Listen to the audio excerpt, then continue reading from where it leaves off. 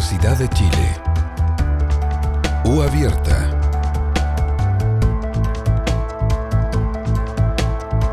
Interculturalidad, migración y racismos.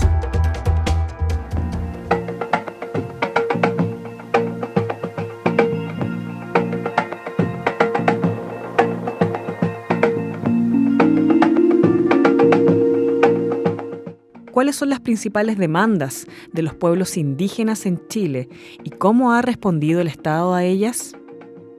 Bueno, las principales demandas de los derechos indígenas en Chile es que se reconozca que son pueblos, que son naciones, que han sido vulnerados por el Estado de forma sistemática, desde la creación del Estado y permanentemente, digamos, dentro de su existencia, y que para que esto no suceda y para recomponer sus relaciones, que les sean reconocidos derechos colectivos desde la Constitución. Eso es lo principal. Y el Estado en Chile ha sido particularmente reluctante hasta ahora para reconocer estos derechos y para reconocer la deuda histórica que tiene con sus pueblos originarios. ¿Cuáles son los sesgos que han tenido los gobiernos en la formulación de políticas indígenas?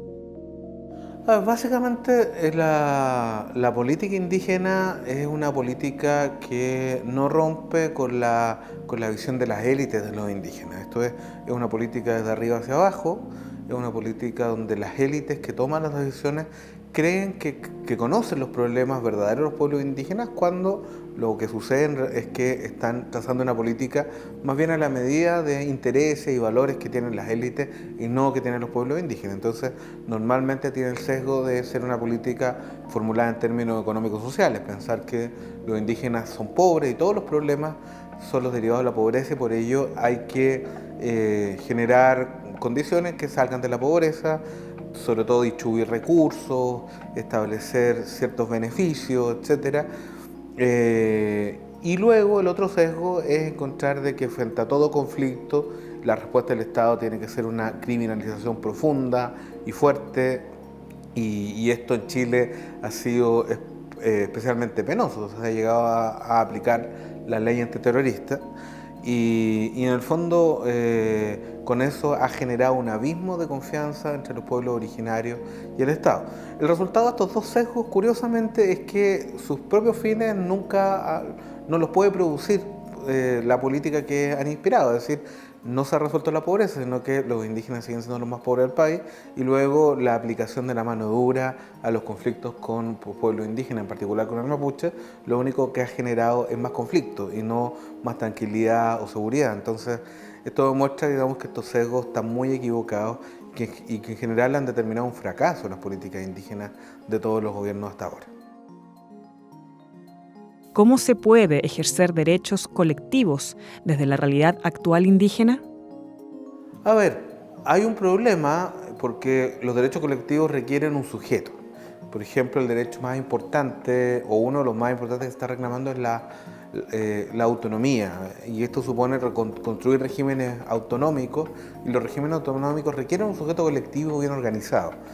Uno de los obstáculos viene de los mismos pueblos indígenas, que tienen organización muy fragmentada, muy poco unificada, entonces cuesta crear bases para avanzar en esto. Pero fundamentalmente el obstáculo fundamental de ese ejercicio ha sido que el Estado no quiere implementar esos derechos. O sea, tenemos algunos derechos colectivos que derivan del convenio 169 de la OIT, que es la consulta indígena, y esta consulta indígena se ha implementado en Chile, pero se ha implementado de manera, digamos, bastante sesgada, bastante limitada por el mismo gobierno, precisamente porque los gobiernos tratan de reducir lo más que pueden estos derechos cuando existen, y a la vez que evitar de que existan nuevos derechos. ¿Qué recomendaciones haría para avanzar en torno a una verdadera representación de los pueblos indígenas? Bueno, el tema de la representación es que tiene que haber una representación, porque si no, no hay legitimidad en las políticas del Estado. Esto significa participación, pero participación a través de las autoridades propias de los pueblos indígenas. Esta participación tiene que estar en todos los niveles del Estado, desde la toma de decisiones en legislativo hasta el nivel local. Esto requiere, por ejemplo, que existan cuotas o escaños reservados para representantes específicamente de los pueblos indígenas. No existen parlamentarios indígenas en Chile hoy día, pese a que es poco menos que el 10% de la población. Por otra parte, esto tiene que implementarse también a nivel regional, a nivel de los municipios, pero a nivel, digamos, en todos los niveles o transversalmente, respetar a las autoridades tradicionales como los principales representantes.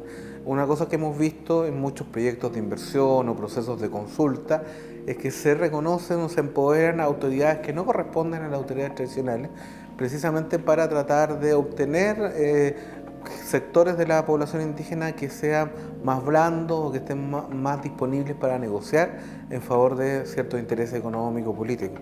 Y con ello se deja de lado las autoridades tradicionales y eso debilita la propia institucionalidad. Y hay un derecho fundamental humano de los pueblos indígenas que se respeten sus propias instituciones.